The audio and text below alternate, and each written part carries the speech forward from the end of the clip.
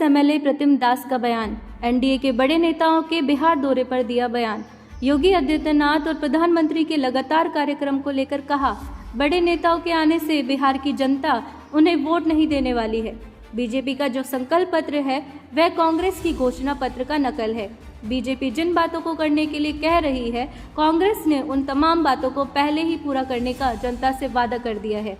BJP के घोषणा पत्र को लेकर प्रतिम दास ने उठाया सवाल, कहा, वन नेशन वन इलेक्शन की बात करते हैं, 36 परियों का साथ लेकर चुनाव में गए हैं और घोषणा पत्र अलग अलग जारी करते हैं। बीजेपी की दोहरी नीति साफ झलकती है बीजेपी के कार्यों से।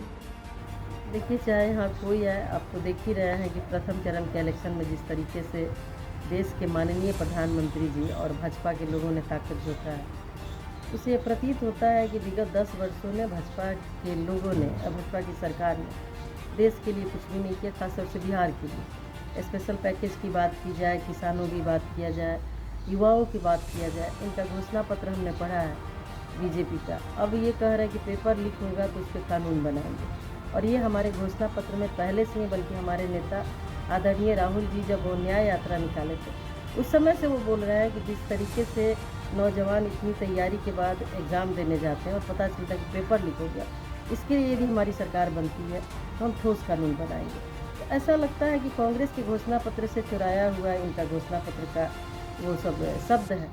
और ख़ास तौर से किसानों की बात, हमने एक चीज़ और पढ़ा है कि 5 साल तक ये देश की जनता को मुफ्त में अनाज देंगे। तो जब हमारे देश के किसान ही नहीं मजबूत होंगे, जब किसान की आय दुगनी करने की बात करने वाली भाजपा की सरकार अन्न देने की बात करती है तो बहुत हास्यास्पद लगता है, क्योंकि किसान को इनके शासन सत्ता में 700 किसानों की हत्या हुई है।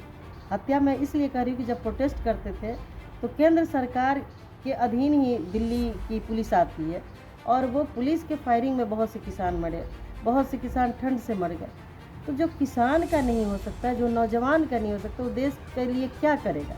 और हमारे देश के पूर्व नेता आदरणीय लाल बहादुर शास्त्री जी का एक स्लोगन भी था और उनका एक नारा भी था, जय जवान जय किसान।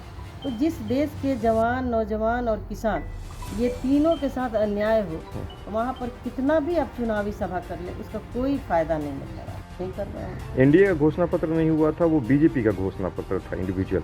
ये गलत बात है। ये लोग एक अलग तरीके की परंपरा की शुरुआत कर रहे हैं, ये मेरा घोषणा पत्र। फिर आप मिल के लड़ क्यों रहे हैं? जब आप लड़ रहे हैं तो हर मुद्दों पे विचार विमर्श होना चाहिए।